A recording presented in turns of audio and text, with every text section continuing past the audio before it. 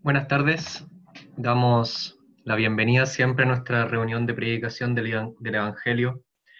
Sé que es difícil para muchos, lo entiendo, estar en nuestro hogar a veces es más difícil encontrar la concentración en la palabra, incluso en la palabra del Señor, desde nuestros hogares con tanta distracción, pero es el mensaje más precioso que puede haber.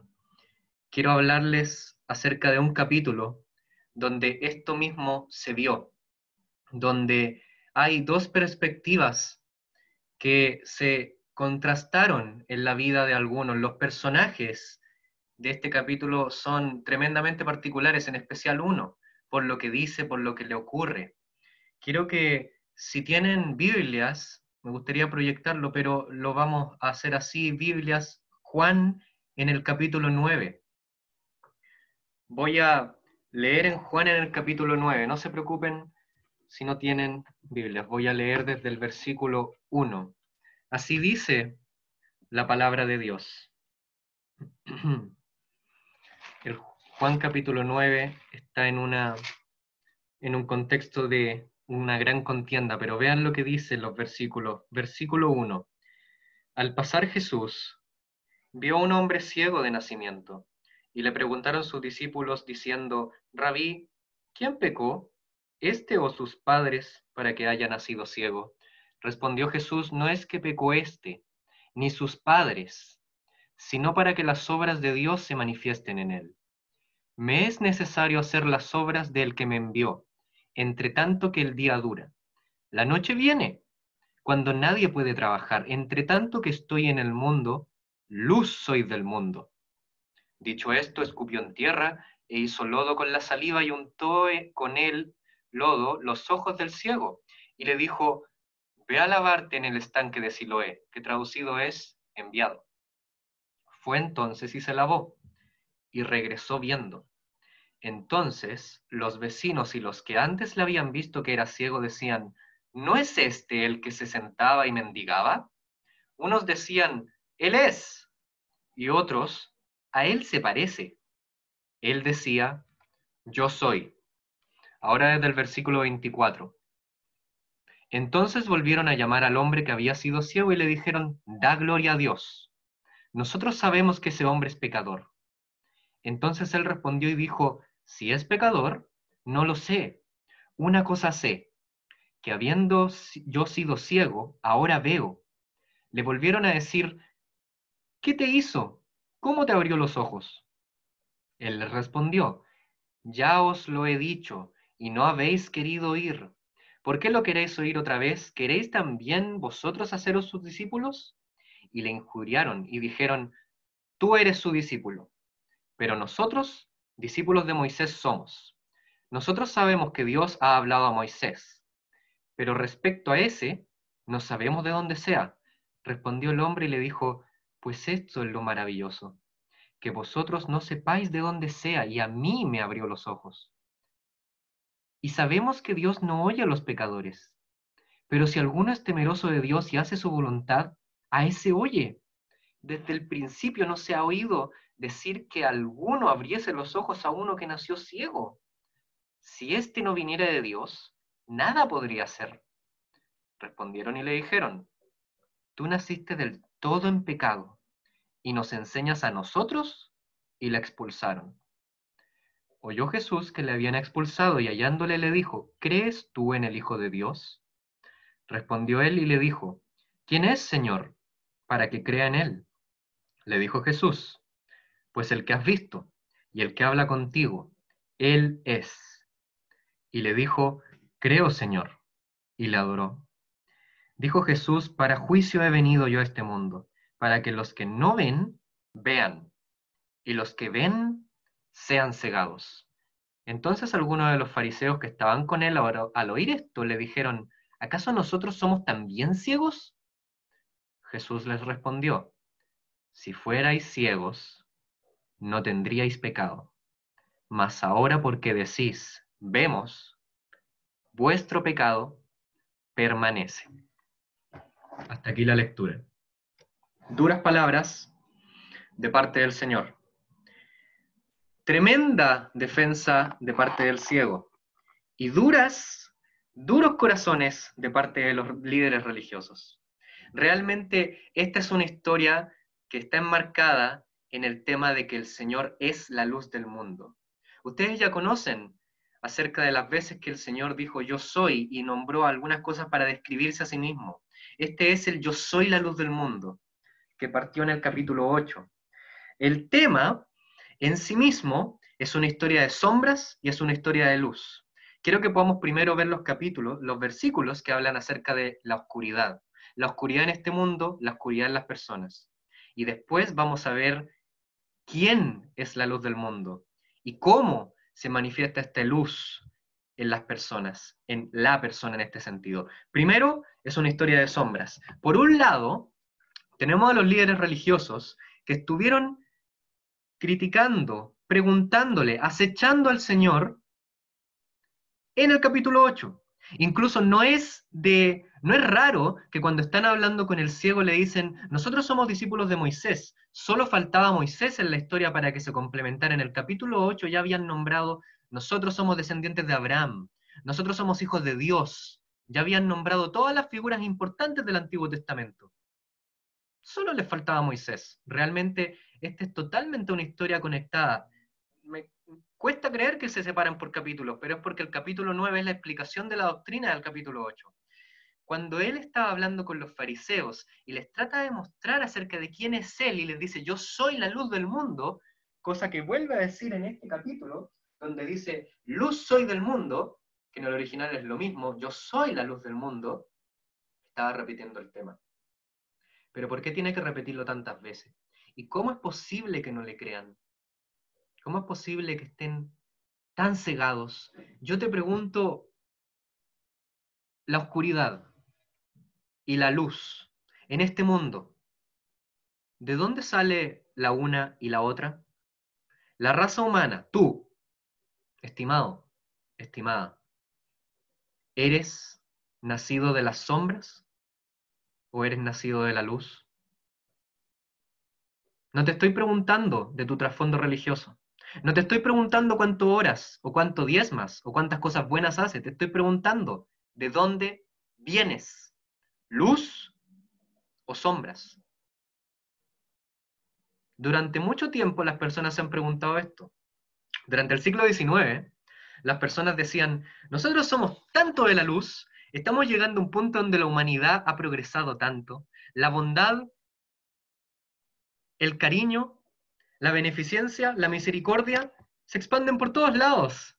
Somos buenos a más no poder. El mundo está llegando al punto donde ya la maldad se va a eliminar en base al progreso tecnológico, en base a la sociedad, en base a cómo todos somos más cultos. Sin embargo, en ese momento de la historia, siglo XX, es conocido por ser uno de los siglos más sangrientos de la historia de la humanidad. Guerras por doquier, gobiernos terribles que se caracterizaron por cuántas personas podían llegar a matar con un tiempo récord.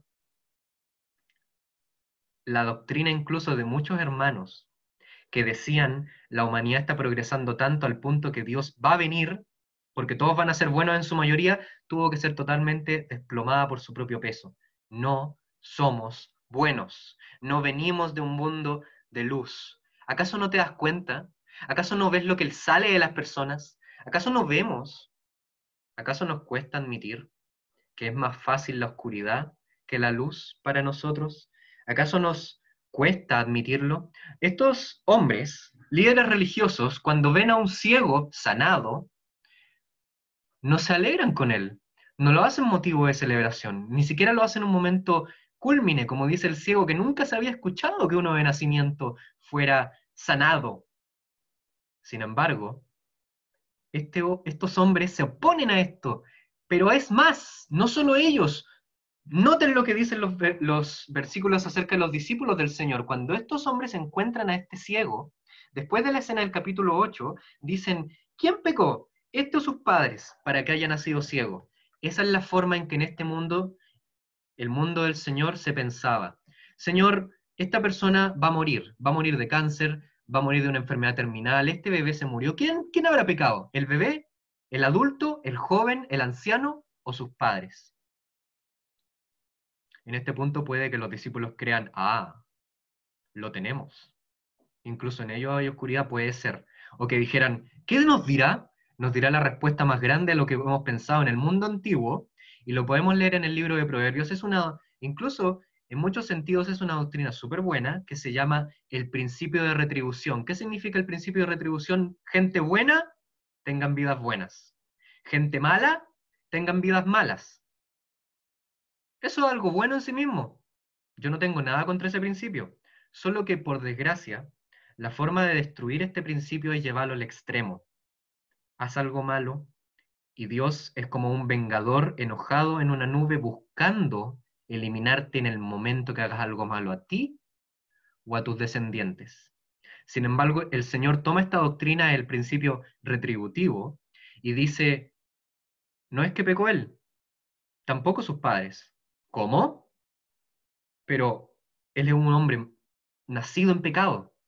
Señor, ¿cómo puede ser que ni él ni sus padres, alguien tiene que haber pecado? No, dice el Señor, no es que alguno haya pecado. No hay una razón específica, no hay un cable que va directo hacia la razón de su ceguera. Noten lo que dice. Dice, para que, para que las obras de Dios se manifiesten en él. El original es fantástico, porque la palabra para que para que las obras de Dios se manifiesten, esto sí que me hubiera gustado proyectarlo. Trabajen conmigo. Las obras de Dios, esto está súper bien traducido, obras de Dios está en plural, las obras. Sin embargo, se manifiesten, en el original es un verbo que está en singular, voz pasiva. ¿Qué es la voz pasiva? Yo voy a tal lugar, eso es voz activa. Yo voy, yo ejecuto la acción. Me llevan a tal lugar, voz pasiva. Literalmente dice, esto es para que sea manifestada las obras de Dios. Y yo me puse a pensar, ¿cómo puede ser que se mezcle singular con plural, pasivo con activo? ¿Cuáles son las obras? ¿Qué son las obras? ¿Dónde están las obras? El Señor Jesús está diciendo, hay una razón para que este hombre naciera ciego. Pero antes de decirla, quiero terminar el tema de las sombras. Por si acaso no estabas totalmente convencido, estimado, si eres pecador, siempre has sido pecador. No hay un día en que vas a dejar de ser pecador. Hay oscuridad en ti. Todos lo sabemos. ¿Se acuerdan que les decía que en el siglo XX la gente empezó a darse cuenta de esto? Corría el año 53 cuando un autor, William Goldwyn, hizo un libro llamado El Señor de las Moscas. Ese libro es notable. Trata acerca de unos niños que quedan desamparados en una isla desierta y los niños tienen que formar una sociedad. Eran adolescentes. Uno decía, ¿qué es lo peor que podían hacer? Al día se estaban matando unos a otros. Al día todo lo que lograron en su sociedad era matarse unos a otros. El más bueno de los niños lo mataron. Y a su mejor amigo lo estaban buscando, cosa de asesinarlo igual. Los encuentran las autoridades, el soldado de una guerra, porque al parecer venían de una guerra escapando de Inglaterra, y ellos solo pueden desplomarse al piso llorando, dándose cuenta lo horrible que podían haber llegado a ser. Estimados, esa es la realidad. El asesino de hoy, el líder desquiciado de la nación pobrecita de hoy, en algún momento fue un niño indefenso. En algún momento fue el humilde que vemos jugando en las plazas. Y no es coincidencia porque la sociedad sea mala o porque alguien lo incentivó a hacerse malo. Es porque somos malos. Es porque déjennos tranquilos en una isla desierta y vamos a matar. Vamos a destrozar. Somos sombra. Somos sombras. Siempre hay sombras. Sin embargo, cuando el Señor habla de la luz, ¿a qué se refiere? Es notable que cuando el Señor dice que esto es para que las obras de Dios sean manifestadas en el ciego, es increíble porque noten las cosas que pasan en el ciego. Este es uno de los pocos capítulos en el libro de Juan donde el Señor no es un protagonista. Casi no aparece en el capítulo. El ciego es el tema. Y es notable las cosas que le ocurren al ciego porque cuando, ¿se acuerdan de la lectura cuando lo están interrogando y le dicen, él no puede ser? Otros decían, puede que sea. Y él decía, yo soy, en el Evangelio de Juan. Solo 26 veces se dice la palabra yo soy. Todas y cada una las dice el Señor. Todas y cada una, incluidos los 7 yo soy. Esta es la única vez donde alguien se atreve a decir la palabra yo soy, ego y mí, sin ser el Señor en el Evangelio de Juan. Cuando los fariseos lo interrogan, llevan a sus padres, digan, ellos, vamos, padres, hablando, ¿este es su hijo? Y ellos como que se zafan de la situación, pregúntenle a él, es maduro. Lo niegan. Padres negando un hijo. Padres dando la vuelta, no queriendo, desamparando a su hijo en medio de un juicio. Y un ciego siendo juzgado muchas veces, un hombre siendo juzgado muchas veces y al final siendo expulsado. Ah, ¿se dan cuenta cómo las marcas de la cruz están en toda esta historia? Esa es la obra de Dios. Esa es la mayor obra de Dios. No hay otra obra de Dios. Todo es el Evangelio. Todo es su obra misericordiosa para salvar a los pecadores. Y a este hombre se le permite ser partícipe de aquello al creer en el Señor Jesús. Se le permite ser una parábola viviente de la cruz de Cristo, de un hombre que es juzgado injustamente, que dijo ser yo soy, que dijo que ante los líderes religiosos se le expulsa, con la palabra más dura, se le expulsó, se le echó afuera, mientras sus padres le desamparan. Más que esto. No estoy diciendo que él sea en sí mismo el Evangelio, estoy diciendo que esta historia nos lleva a ver cuán glorioso es que nosotros somos de un mundo de sombras, pero el Señor cuando nos redime, nos permite ser canales de esta luz que es Él. Estimado, esta es la prueba definitiva. Esta es la prueba definitiva y el Señor te la pone enfrente. En los últimos versículos, cuando dice, si fuerais ciegos, no tendríais pecado, mas ahora porque dicen, ven, su pecado permanece. Esta es la prueba final. Permanece. Esa palabra le encanta a Juan. La usa un montón de veces en Primera de Juan, para describir los que son creyentes y los que no son creyentes. Al final, el Señor les dice, estimado, y yo te lo voy a decir a ti, tú hoy eres responsable. Tú hoy eres tremendamente responsable porque has escuchado el Evangelio. ¿Qué es el Evangelio? Cuando el Señor Jesús vino a la tierra, más que este hombre fue desamparado, pues él no fue desamparado por sus padres en la tierra. Su Padre Celestial, Dios Todopoderoso, quita de él el rostro, permitiendo que el juicio caiga sobre él. Cuando Jesús estaba en la tierra, más que este hombre que fue juzgado injustamente, pues él fue juzgado tanto por autoridades judías como romanas, y todas le hicieron trampa. Testigos mentirosos, todos llevándole a la cruz, las multitudes gritando, crucifícale. Cuando el Señor estaba en este mundo, no solo fue castigado para ser expulsado, fue castigado con una crucifixión que le quitó, le expulsó de la vida. Y siendo la luz del mundo, fue echado en tinieblas, fue echado a las tinieblas de afuera. Este hombre solo fue echado de la sinagoga, el Señor fue echado de la vida, fue echado a la oscuridad. Estimado, el Señor Jesús cuando murió en la cruz, lo estaba haciendo porque en este mundo no hay luz, no tiene cómo haber luz. Por eso Él dice que mientras esté en el mundo, luz soy del mundo, pero ahí uno pregunta, pero cuando se vaya, ¿qué va a pasar? Esa es la idea, Él vino a morir por ti, vino a morir porque tú no tienes cómo vivir, tú no tienes cómo emanar esa luz, tú no tienes cómo ser luz, no tienes luz en sí mismo, te apagarás un día y nadie te va a recordar. Pero el Señor Jesús en su infinita misericordia cayó en las tinieblas para llevarte a su luz admirable. Se dejó desamparar para no tener que desampararte a ti. Pero, y te voy a dejar la advertencia, si dices, yo veo, tu pecado permanece. Si dices, ciego soy, puedes ver. ¿Qué significa eso? Esa es una advertencia final notable acerca del tema de la luz, donde dice, los religiosos creían estar bien con Dios. Ese fue su problema. Creían que no lo necesitaban. No decían que eran perfectos. Ningún fariseo sale diciendo que era perfecto sin ningún solo pecado, pero ellos creían que eran mejor que todos. No están tan mal, pero tampoco están tan bien. No están tan bien, pero tampoco están tan mal. Estimado, qué bueno que hagas un tiempo para escuchar de la palabra de Dios, pero sepas tú que eso no te va a salvar. Qué bueno que apartes tiempo para la actividad religiosa que tú quieras, orar, leer, esas cosas no salvan a nadie. Solo creer en la cruz, solo creer en el bendito Hijo de Dios. Este hombre, por poner su confianza, creyó. ¿Cuánto más hubiera confiado si hubiera sabido que Jesús iba a ser echado a las tinieblas de afuera?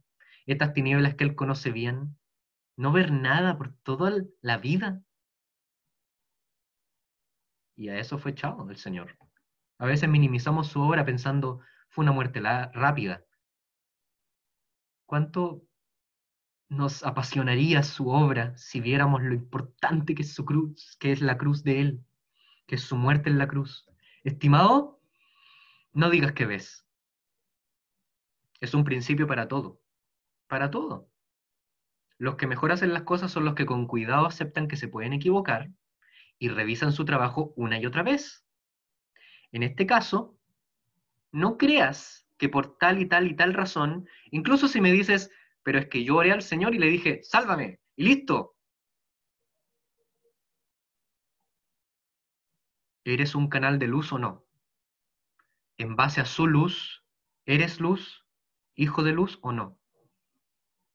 ¿Haces todo por Él o por ser bueno? En un pasaje increíble del apóstol Pablo, Primera de Corintios capítulo 9, él está hablando acerca de las cosas que él podía hacer y las que no podía hacer. En un punto llega a decir, a los que son hebreos me hago hebreo, a los que son libres me hago libre, al que son esclavos me hago esclavo, no siendo yo esclavo porque no estoy bajo la ley de Dios, sino bajo la ley de Cristo. Y al final dice, porque o para ser copartícipe del Evangelio. Literalmente dice para tener comunión con el Evangelio. ¿Por qué dice ese versículo tan brillante en 1 Corintios 9, por el versículo 39 creo que era? Porque él estaba diciendo, a los que no son como yo, cambio para poder predicarle el Evangelio. Me adapto. Nunca dijo que adaptó el mensaje, eso es blasfemia, sino que se acercaba a ellos con ternura, con cercanía. Eso es el Evangelio. Uno que es Dios se vuelve hombre. Él no era hombre, pero viene al mundo. Él no podía morir, pero muere. Él no podía sufrir, pero sufre. Él no podía ser condenado, pero es condenado. Eso es el Evangelio. ¿Y lo crees? Cree en esta hora bendita. Y disfrutemos saber que esta luz admirable vino a nosotros. No lo merecemos. ¿Quién podría merecerlo? Somos ciegos, tremendamente ciegos. Y Él en su infinita misericordia nos quiso venir a abrir los ojos, a dar luz, luz admirable. Estimados, este es el Evangelio, el mensaje más glorioso que puede existir. Por eso uno puede ser luz, no por tus buenas obras ni por tu esfuerzo, sino porque Él es luz y al haber muerto por ti, te permite ser hijo de Dios. Ser partícipe de esta familia no por ti, sino por Él. Que el Señor bendiga su palabra y tenga misericordia de todos nosotros y cada uno de nosotros.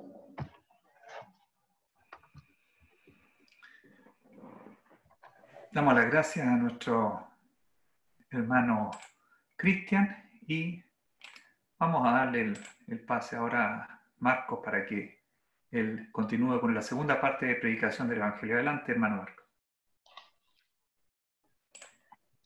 Gracias, Andrés. Muy buenas tardes, queridos hermanos, y buenas tardes a las personas que puedan estar acompañándonos en este momento, en este rato de lectura de la palabra de Dios, de predicación del Evangelio de nuestro Señor Jesucristo. Las Escrituras nos hablan del Señor Jesús y ese es el propósito de esta reunión. Predicar el Evangelio es hablar de Cristo.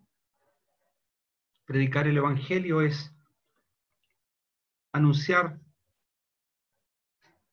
que Él vino del cielo, que es el bendito Hijo de Dios que viene en el cumplimiento del tiempo para dar su vida, para morir a nuestro favor. Aquel que es santo, sin mancha, aquel que es puro, aquel que es apartado de los pecadores, aquel que es hecho más sublime que los cielos, se identifica con nosotros, como ya hemos escuchado, con nosotros que estábamos en tinieblas, en esa condición de oscuridad por causa de nuestros pecados. Él allí en la cruz se identifica con nuestra oscuridad, con nuestra maldad, con nuestros pecados. Y se identifica a tal punto, como dice el profeta Isaías, que Jehová carga en él el pecado de todos nosotros. Y esto es sin excusa. Y esto es universal. Todos nosotros somos pecadores, como escuchamos. Pero aquel que no cometió pecado, aquel que es sin pecado, se hizo pecado por nosotros. Para que nosotros, usted y yo, mirando a la cruz, mirando al Señor, seamos hechos justicia de Dios en Él. Y cuando abrimos las Escrituras, ya sea para leer una porción como Juan el capítulo 9, o como para leer en los Evangelios como leíamos en la mañana, o como vamos a leer ahora, abrir las Escrituras, leer una porción, tiene el propósito de que esa porción nos lleve a mirar y contemplar a la persona del Señor Jesús, para que Él sea aquel que se revele en nuestras vidas, para que pueda brotar en nosotros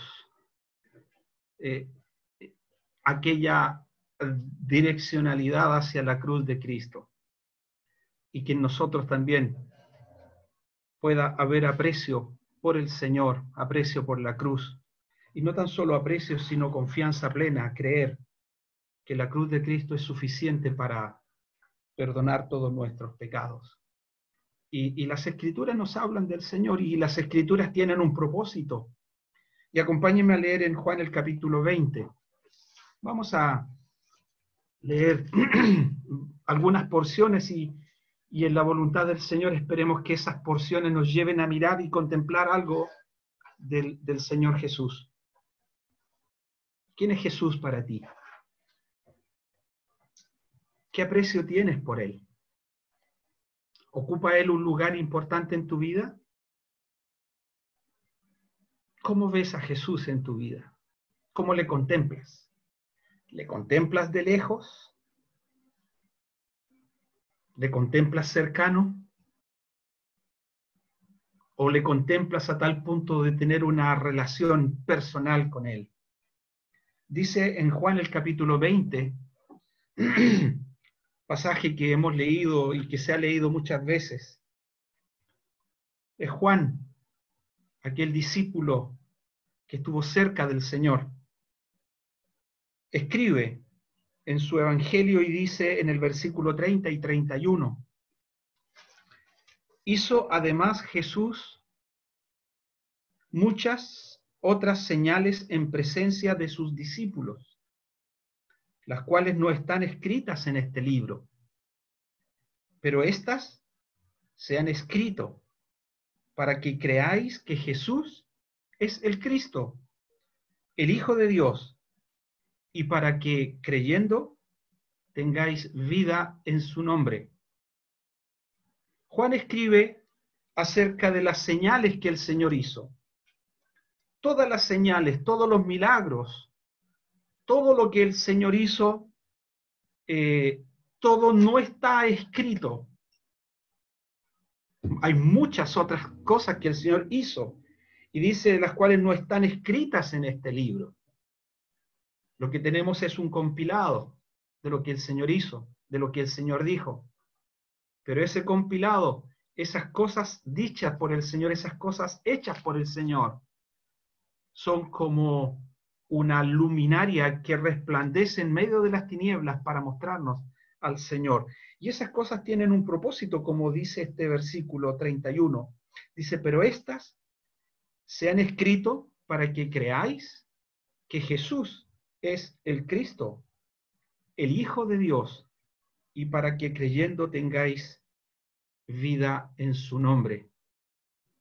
Otro escritor de uno de los evangelios, aquí en la misma porción, en la misma página, quizás en mi Biblia es la misma página, pero en Hechos el capítulo 1, Lucas escribe y dice: en el primer tratado, Teófilo, hablé acerca de todas las cosas que Jesús comenzó a hacer y a enseñar.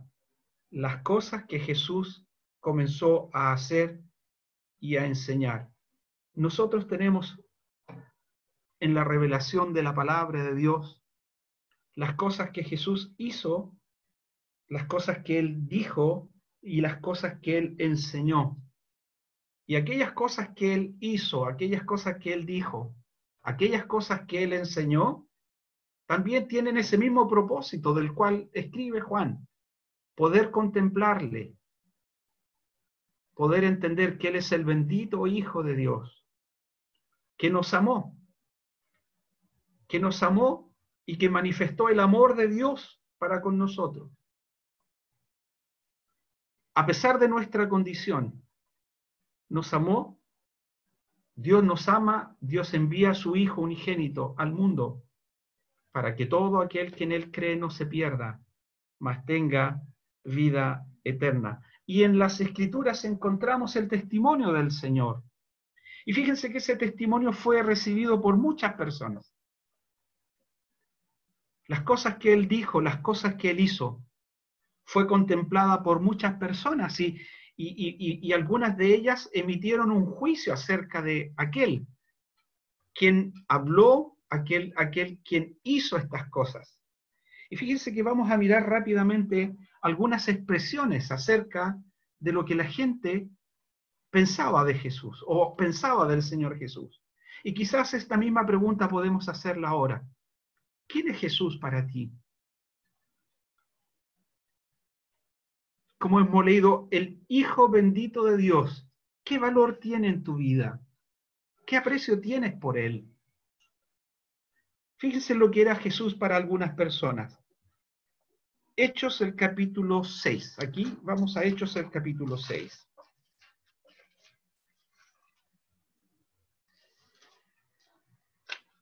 Allí vemos el relato del arresto de Esteban.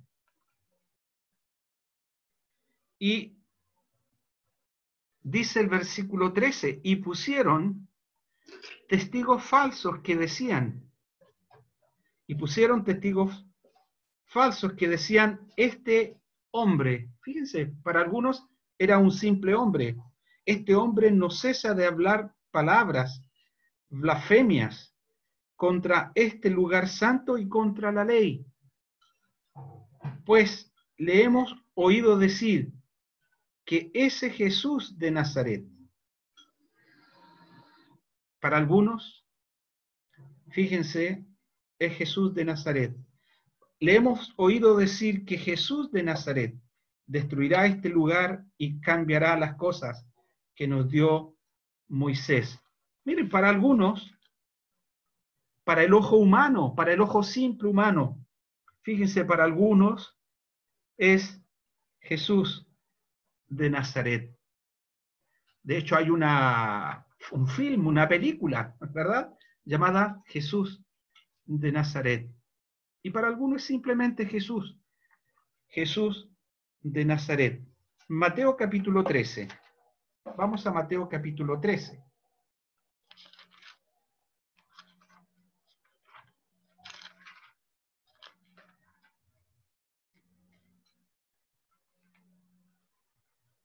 Versículo 53.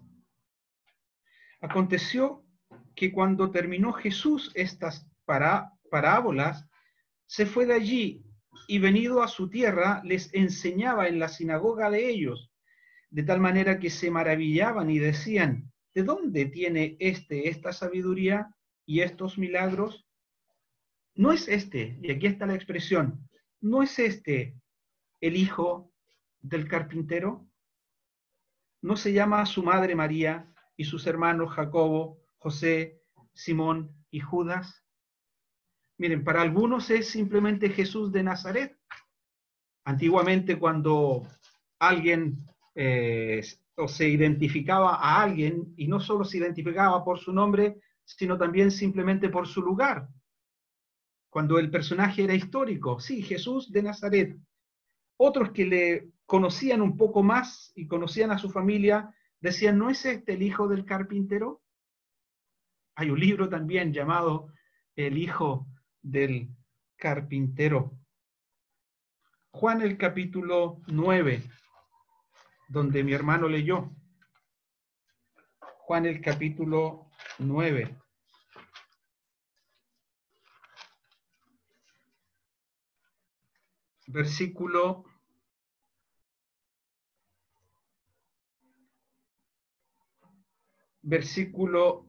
Bueno, mi hermano leyó el versículo 9. Unos decían, Él es, y otros, a Él se parece. Él decía, yo soy, versículo 10. Y le dijeron, ¿cómo te fueron abiertos los ojos? Respondió él y dijo, aquel hombre que se llama Jesús. Aquel hombre que se llama Jesús. Fíjense a la mirada simple de hombres como nosotros o como muchos. Hablar de Jesús es simplemente hablar de alguien histórico que nace en un lugar y que es hijo humano de de un cierto personaje. Jesús de Nazaret, como se le conoció allí en Hechos. Jesús el hijo del carpintero, los que conocían algo más de su origen humano. Y este hombre, sin tener una profundidad, un mayor conocimiento, fíjense, él menciona y dice aquel hombre. Él sabía que algo había ocurrido en él y él estaba tratando de explicar a alguien quién era él y dijo aquel hombre que se llama Jesús. ¿Es para ti esto que hemos leído un simple personaje histórico que le recuerdas en Navidad o le recuerdas para Semana Santa? Y en Navidad adornan, ¿verdad?, luces en casa de muchos, algunos temerosos, porque para muchos Navidad también es sinónimo de consumismo y de actividades y de fiestas de fin de año, olvidando todo lo que significa Jesús viniendo a este mundo. Y para aquellos que guardan un poco más de respeto religioso, para Semana Santa, ven y observan aquel Jesús que fue crucificado al ojo humano, Jesús de Nazaret, al ojo humano, el hijo del carpintero, al ojo humano, aquel hombre que se llama Jesús. Lucas el capítulo 18. Aquí hay otro grupo de personas que tienen otro aprecio. Lucas capítulo 18. ¿Con qué grupo de personas te identificas? Lucas capítulo 18, versículo 18. Viene un hombre a hablar al Señor, un hombre principal, y dice, un hombre principal le pregunta diciendo, Maestro bueno, ¿qué haré para heredar la vida eterna? Maestro bueno, ese es el concepto que esta persona tenía de Jesús. Él era un maestro bueno. El Señor le pregunta, ¿por qué me llamas bueno? Ninguno hay bueno, sino solo Dios.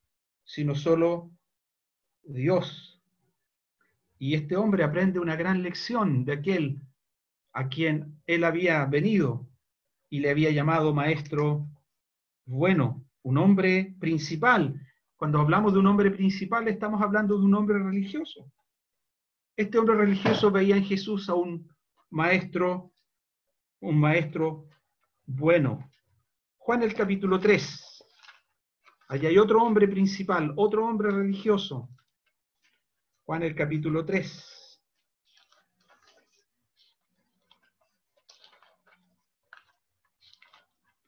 Allí está Nicodemo, que viene a Jesús de noche. Nicodemo le dice, Dice el versículo, capítulo 3 de Juan, versículo 1, había un hombre de los fariseos que se llamaba Nicodemo, un principal entre los judíos. Aquí hay otro hombre principal. Este vino a Jesús de noche y le dijo, Rabí, Rabí, reconociendo que él es un gran maestro, que es quizás un buen maestro como este otro hombre de Lucas del capítulo 18, pero reconoce algo más en él y le dice, Rabí, sabemos que has venido de Dios como maestro, porque nadie puede hacer estas señales que tú haces si no está Dios con él. Y el concepto, fíjense que no pasaba más allá. Habían hechos que el Señor realizó, señales que él hizo, que evidenciaban que no solo era un gran enseñador, no solo era un gran maestro, sino que esas señales evidenciaban que él era y venía de Dios, porque nadie, dice él, puede hacer estas señales si no está Dios con él. Un maestro bueno, un rabí que ha venido de Dios. Juan el capítulo 4, una página más adelante. Juan el capítulo 4, versículo 19. Versículo 10, está el Señor conversando con esta mujer. La mujer le dice, versículo 15, la mujer le dijo, Señor, dame esa agua para que no tenga yo sed, ni venga aquí a sacarla. Jesús le dijo, ve, llama a tu marido y ven acá. Respondió la mujer y dijo, no tengo marido. Jesús le dijo, bien has dicho, no tengo marido, porque 5 maridos has tenido, y el que ahora tienes no es tu marido. Mira el Señor revelando algo que solo está en la intimidad de esta mujer. 5 maridos has tenido, y el que ahora tienes no es tu marido. Esto has dicho con verdad. Y aquí está la revelación. Le dijo la mujer, Señor, me parece que tú eres profeta. Señor, me parece que tú eres profeta, maestro bueno, rabí, has venido de Dios. Un gran profeta, eres un profeta de Dios porque nadie puede hacer esto que tú estás haciendo, declararme lo que hay en mi vida personal, en mi vida íntima. Fíjense que estas 6 declaraciones que hemos visto,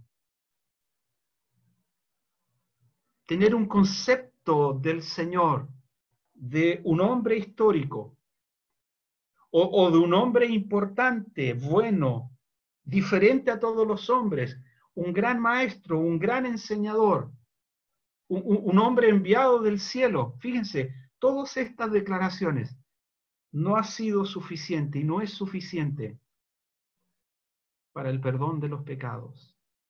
Sí, es importante, revelado en las Escrituras para conocer a Jesús, para mostrar, Él ha mostrado sus credenciales, que no es un simple Jesús de Nazaret, es un hombre perfecto, sujeto a las necesidades y vida como todos nosotros. Tuvo sed, tuvo hambre, tuvo cansancio, pero sin pecado.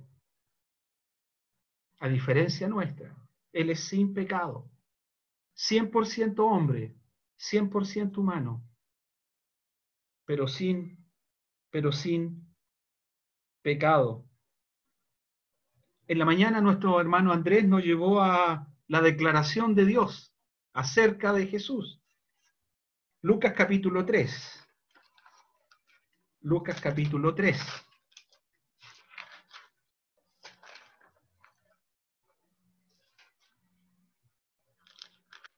Versículo 21. Fíjense la mirada de los hombres. Jesús de Nazaret, el hijo del carpintero, aquel hombre llamado Jesús. La mirada de los religiosos, maestro bueno. Rabí, has venido de Dios, un profeta de Dios. Pero el Padre hace también oír su voz para declarar acerca de él. Dice el versículo 21 de Lucas, el capítulo 3. Aconteció que cuando todo el pueblo se bautizaba, también Jesús fue bautizado. Y orando, el cielo se abrió, y descendió el Espíritu Santo sobre él en forma corporal, como paloma. Y vino una voz del cielo que decía: Tú eres mi Hijo amado, en ti tengo complacencia. Tú eres mi Hijo amado, la voz desde el cielo, el Espíritu Santo que se posa sobre él. El Espíritu Santo que viene en forma corporal como paloma. El cielo se abre para hacer oír la voz del Padre que dice: tú, indicando a Jesús, el señalado por Dios, el ungido, el Cristo. Tú eres mi Hijo amado, en ti tengo complacencia. Mire, el Señor trajo complacencia, trajo deleite al corazón del Padre. No era un simple hombre, era el Hijo amado en quien el Padre tenía complacencia. Lucas capítulo 9. Lucas capítulo 9. Otra vez allí tenemos la voz del Padre. El Dios Trino en acción. Dios Padre, Dios Espíritu Santo y Dios Hijo. Padre, Hijo y Espíritu Santo. Versículo 30 es el relato de la transfiguración. Allí el Señor sube a aquel monte alto. Allí lleva a Pedro, Juan y Jacob, 3 discípulos cercanos al Señor, que estuvieron con él. Allí el Señor se transfigura delante de ellos. La apariencia de ellos, de su rostro, la apariencia de su rostro comienza a transformarse. Brilla como el sol, cuando el sol irradia en su mayor esplendor. ¿Cómo no ha de irradiar si Él es el creador del sol? Allí se muestra la gloria de aquel que es llamado el Hijo de Dios. Dice, versículo 32, y Pedro y los que estaban con él estaban rendidos de sueño, mas permaneciendo despiertos, dice, vieron la gloria de Dios. Y a los 2 varones que estaban con él, versículo 34, mientras él decía esto, vino una nube que los cubrió y tuvieron temor al entrar en la nube. Y vino una voz desde la nube que decía: este es mi Hijo amado, este es mi Hijo amado, a él oíd. Sí, él es el Hijo amado, en quien el alma del Padre se deleita. Él es el señalado, él es el Hijo amado, en quien Dios hace oír su voz tronante y sonante para decir: Él es mi Hijo amado, a él oíd. Y Pedro allí en Mateo capítulo 16, Mateo capítulo 16.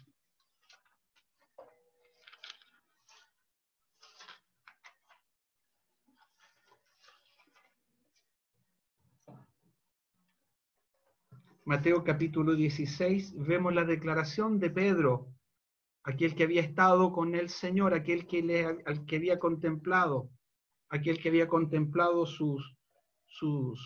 y había oído sus enseñanzas, contemplado sus señales, entendiendo que él era diferente, no tan solo era un maestro, no tan solo era un rabí, seguramente había contemplado aquella declaración y había entendido la declaración. Dice el versículo 13, viniendo Jesús a la región de Cesarea de Filipos, preguntó a sus discípulos diciendo, ¿quién dicen los hombres que es el Hijo del Hombre? Ellos dijeron, unos Juan el Bautista, otros Elías, otros Jeremías, o alguno de los profetas. Él les dijo, ¿y vosotros quién decís que soy yo? Respondiendo Simón Pedro dijo, tú eres el Cristo, el Hijo del Dios viviente.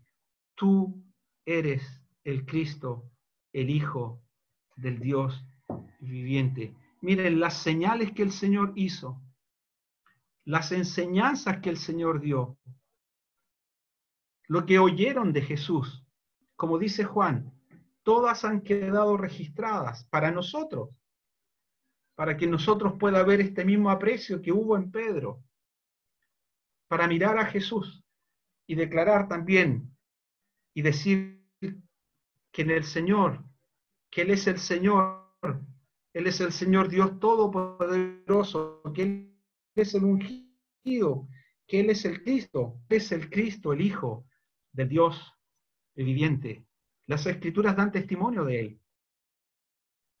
Los que fueron a preguntar al Señor, los discípulos de Juan el Bautizador, Juan el Bautista, cuando fueron a buscar al Señor y le dijeron a Juan, le dijeron al Señor, Juan manda a preguntar, ¿quién eres tú?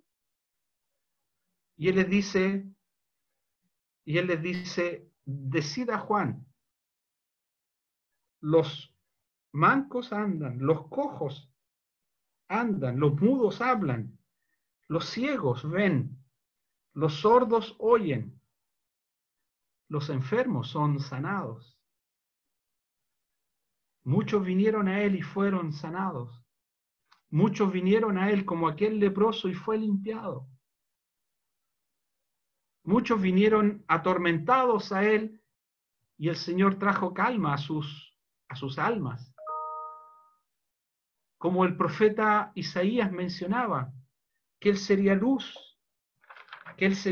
en un mundo que está en tinieblas, que él sería aquel que vendría, aquel en quien se posaría el Espíritu de Dios. El Espíritu del Señor está sobre mí, escribió Isaías acerca de Jesús, por cuanto me ha ungido para dar buenas nuevas a los pobres, me ha enviado a sanar a los quebrantados de corazón, a pregonar libertad a los cautivos, dar vista a los ciegos, a poner en libertad a los oprimidos, a predicar el año agradable del Señor. Todos en la sinagoga, cuando el Señor leyó estas palabras, quedaron asombrados. Todos, las miradas estaban fijas en él. Jamás hombre alguno ha hablado como él. ¿Crees tú? Le dijo al ciego, ¿crees tú en el Hijo de Dios? El ciego dijo, ¿quién es Señor para que crea en él? Él ya había recibido la sanidad, la vista, y por tanto tenía él un testimonio tremendo, muy grande ya.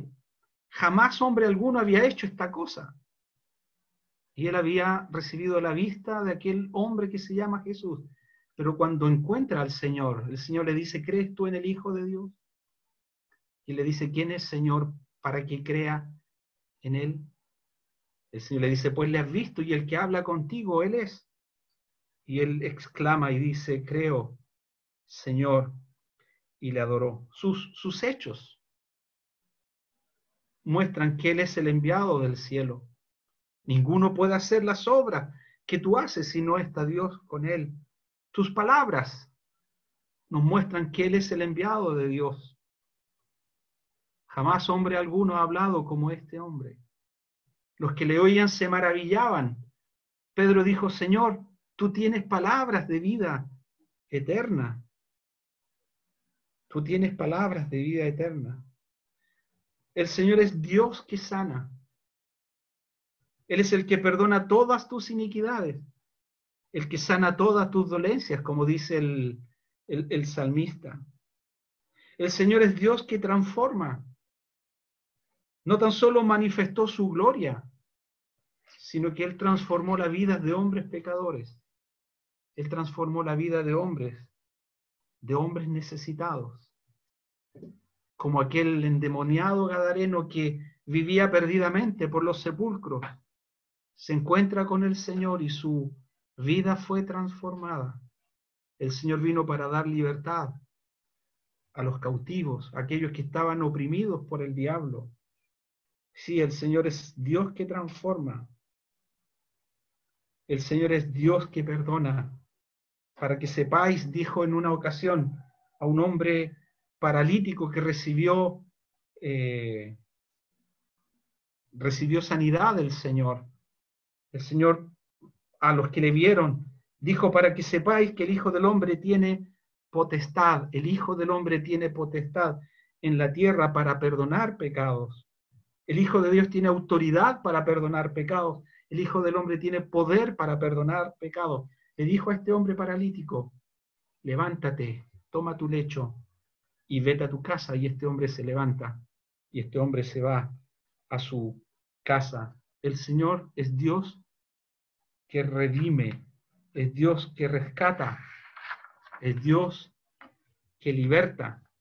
Nuestros pecados han hecho separación entre Dios y los hombres. Han hecho una división. El hombre es separado de Dios por causa de su pecado. Una gran barrera hay entre el lugar de consolación y el lugar de tinieblas. El hombre en sus pecados está separado como la vida de la muerte. De hecho, Pablo, escribiendo a los filipenses, le dice: y esto erais antes, estabais muertos en vuestros delitos y pecados, pero ahora en Cristo Jesús tenéis vida, vida. El pecado nos ha destituido de la gloria de Dios. La paga del pecado, dice Romanos capítulo 6, la paga del pecado es muerte, mas la dádiva de Dios, más el regalo de Dios, es vida eterna en Cristo Jesús, Señor nuestro. Y este es el Evangelio nos habla de Jesús. El Evangelio nos habla de que en Él hay perdón. Él ya ha efectuado la obra única, capaz de perdonar todos nuestros pecados, liberarnos de nuestra condición de pecador. Sí, hay una enfermedad en cada uno de nosotros y que se llama pecado. Y ese pecado nos lleva a un lugar de condenación.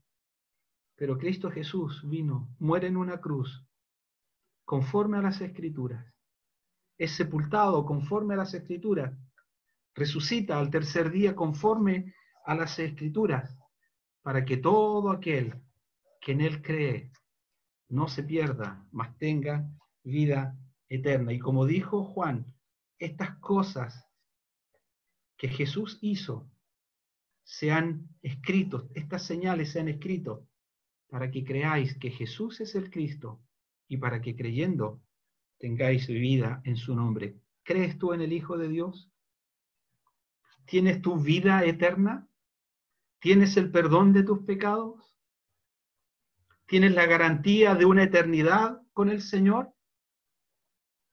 El Señor dijo: id por todo el mundo y predicad el Evangelio a toda criatura. El que creyere y fuere bautizado será salvo, mas el que no creyere será condenado.